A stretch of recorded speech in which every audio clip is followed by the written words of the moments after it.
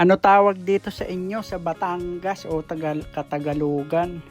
Tawag sa amin dito sa Bicol ay libi-libi or lubi-lubi. Dito yata sa Batangas ay niyog-niyogan. Yan, magugulay tayo nito. Galing Bicol. Dami. Talbos or dahon ng lubi-lubi or libi-libi. Yan, hihimayin muna natin. Yan, talbos na talbos. Yan, ganito lang po paghimay. Yan, nahimay na natin lahat.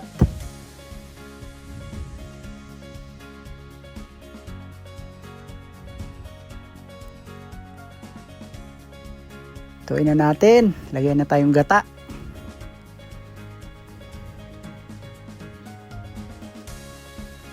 Lagay muna ng mga ricado, sibuyas, bawang, konting luya. Sahugan natin ng konting pork belly. At syempre, ang pinakadabis talagang lahok niyan o sahog ay itong hinimay na tinapang galunggong.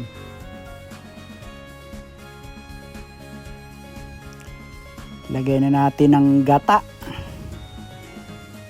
Purong gata or unang gata. Nakalagay sa plastic bottle lang binili natin sa palengke, pigana. Pinapigana natin.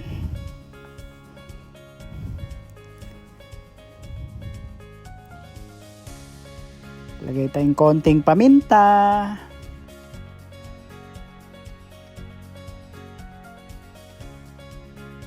At konting asin. Nasa 287 na piraso. Nabilang pa talaga.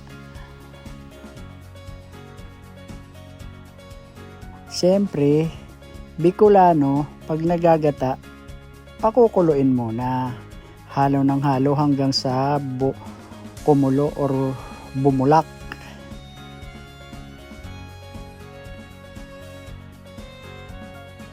At kumulo na nga, lalagay na natin yung ating dahon ng o talbos ng libi-libi or lubi-lubi. Sa Tagalog ay niyog-niyogan.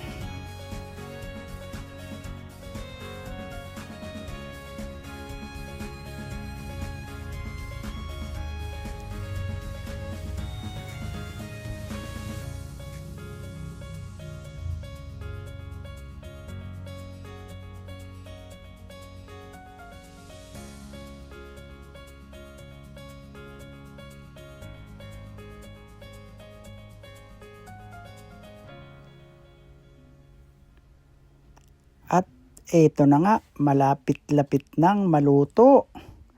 Kapit na ang gata sa dahon ng libi-libi or lubi-lubi. Lagyan natin ng salay or tanglad.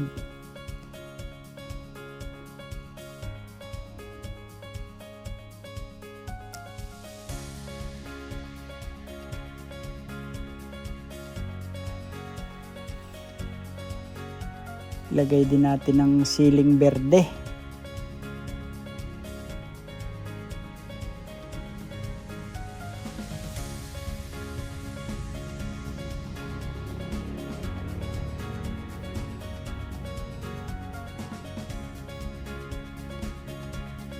Ito na nga, luto na. Paigain na lang kaunti yung pinakagata or sabaw.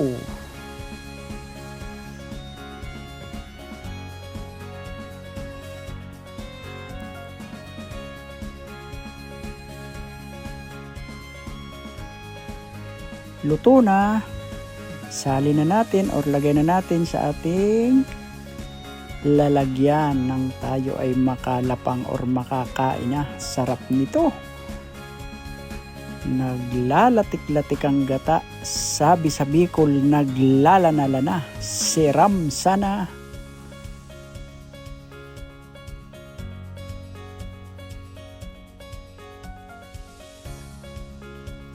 Yan ang gata. Lipotok.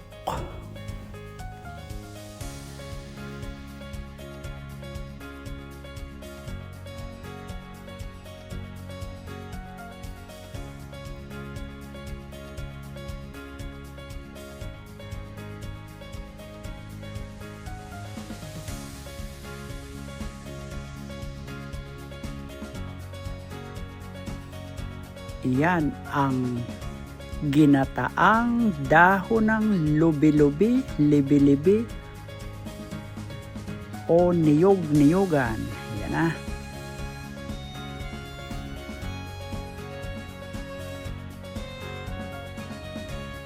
Sabi sa Bicol, liputok na liputok ang gata, naglalanala na, masiramon.